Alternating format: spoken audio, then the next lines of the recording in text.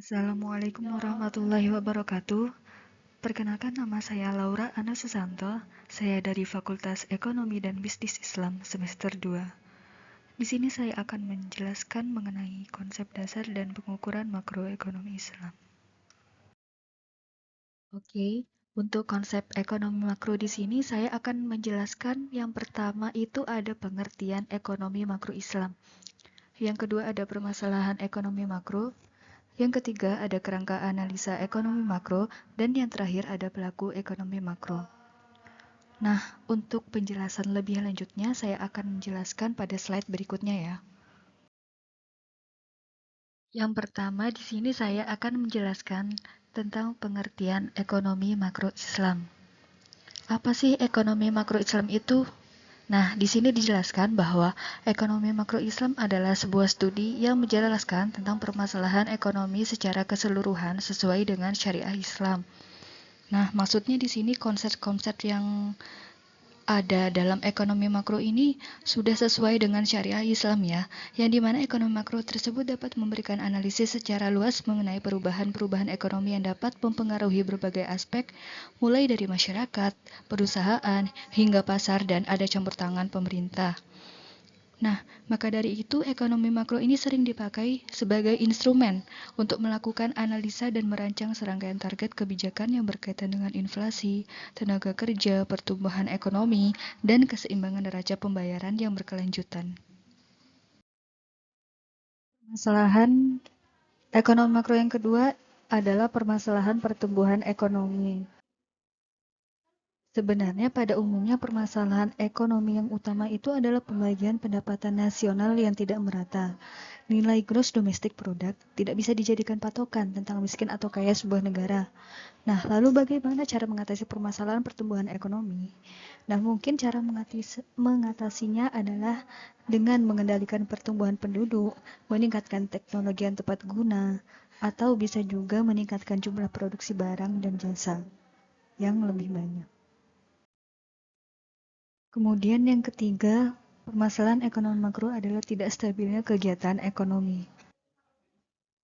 Kegiatan ekonomi yang tidak stabil, khususnya dalam hal produksi, dapat menimbulkan berbagai permasalahan. Salah satunya ialah kebutuhan konsumsi masyarakat yang tidak terpenuhi. Nah, akibat ketidakstabilan produksi ini, pertumbuhan ekonomi menjadi terganggu. Nah, lalu bagaimana cara mengatasinya?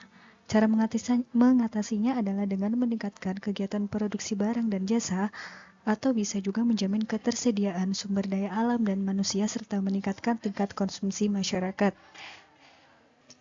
Selanjutnya adalah inflasi.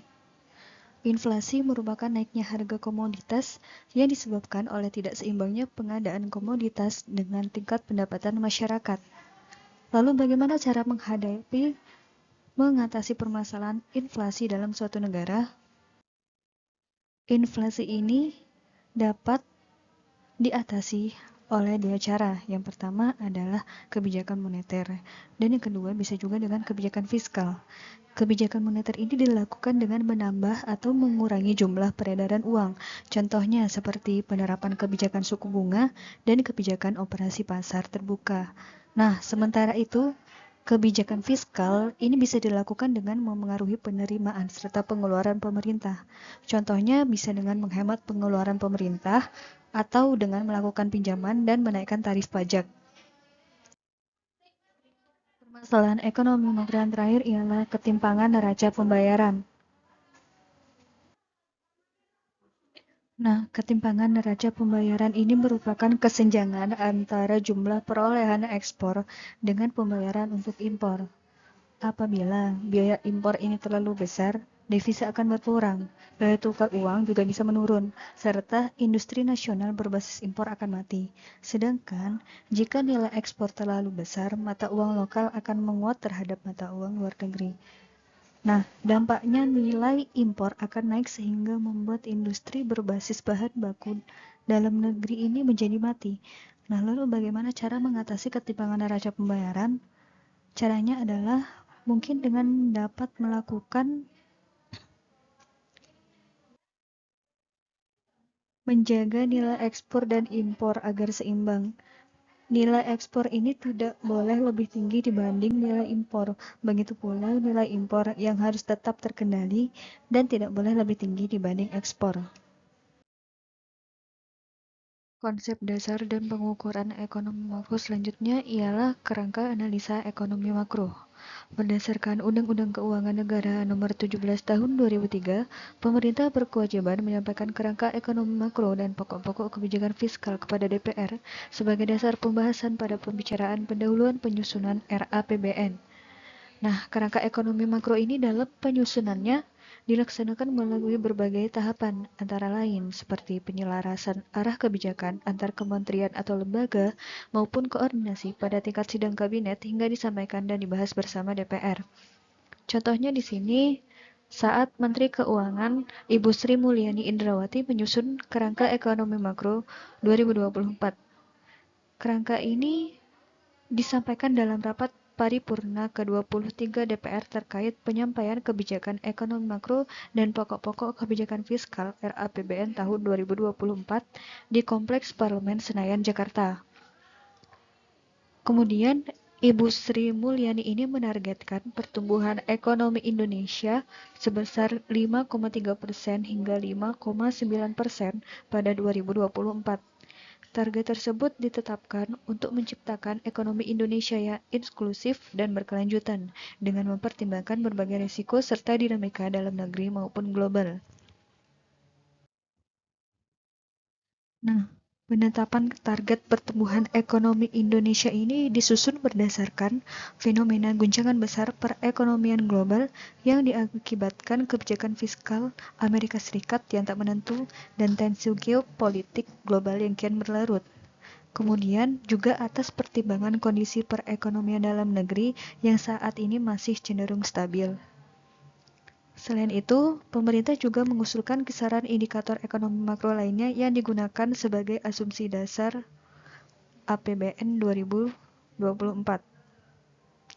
Indikator tersebut meliputi inflasi tahun depan yang berada di kisaran 1,5 sampai 3,5%, nilai tukar rupiah yang mencapai 14.500 hingga 15.300 per dolar US, serta tingkat suku bunga surat berharga negara 10 tahun antara 6,49 hingga 6,91%.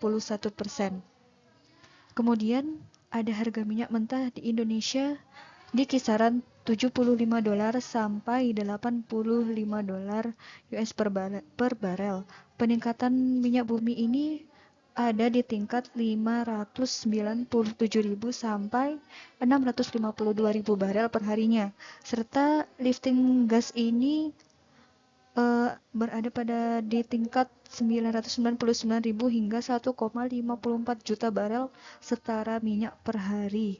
Nah, dengan adanya indikator-indikator tersebut, rencana kebijakan fiskal tahun depan ditetapkan untuk mengarahkan pemerintah dalam memperkokoh struktur perekonomian nasional serta tingkat produktivitas nasional melalui percepatan transformasi ekonomi.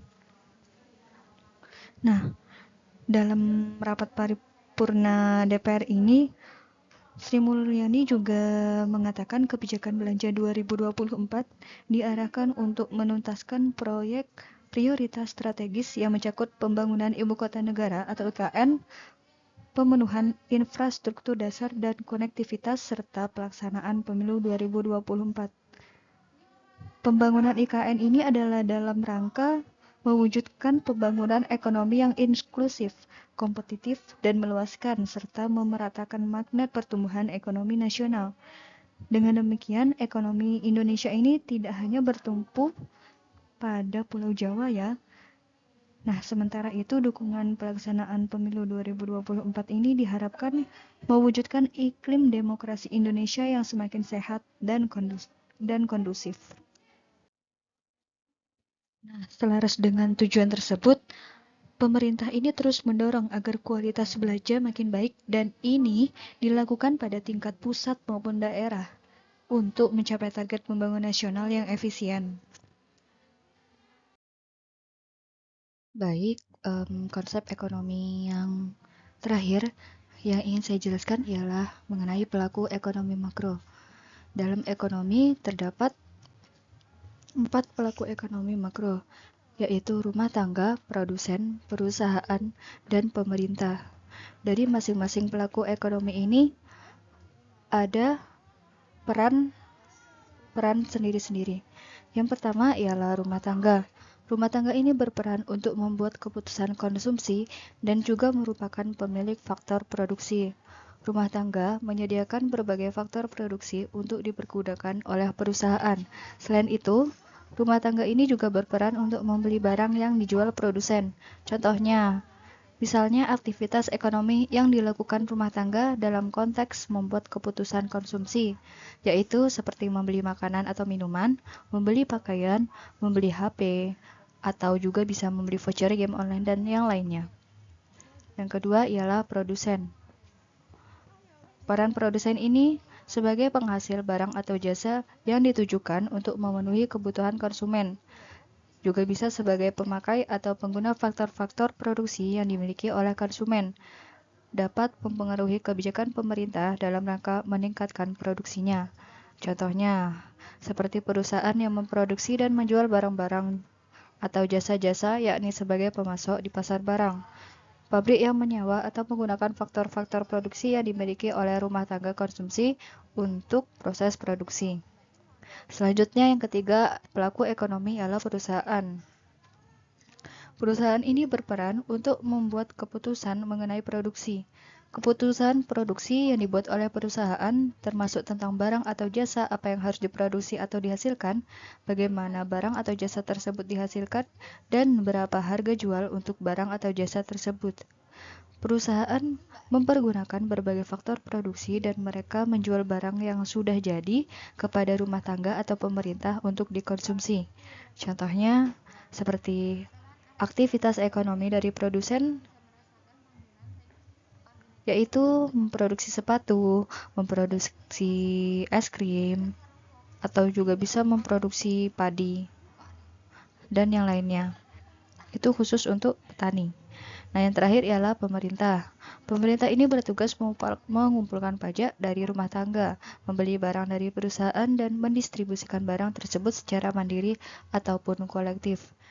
Nah, hal ini juga berarti pemerintah telah mendistribusikan kembali atau redistribusi daya beli di antara rumah tangga. Indonesia ini menganut sistem demokrasi ekonomi. Dengan demikian, pemerintah memegang peranan penting dalam kegiatan ekonomi yang ditujukan untuk menentukan kebijakan-kebijakan di bidang ekonomi. Sehingga, contoh pelaku ekonomi yang berasal dari pemerintah ini ialah dari berbagai lembaga dan institusi di bawahnya yang menentukan kebijakan fiskal, moneter, dan kebijakan keuangan internasional. Mungkin ini saja yang dapat saya jelaskan dari konsep dasar dan pengukuran ekonomi makro. Terima kasih atas perhatiannya, kurang lebihnya mohon maaf. Wassalamualaikum warahmatullahi wabarakatuh.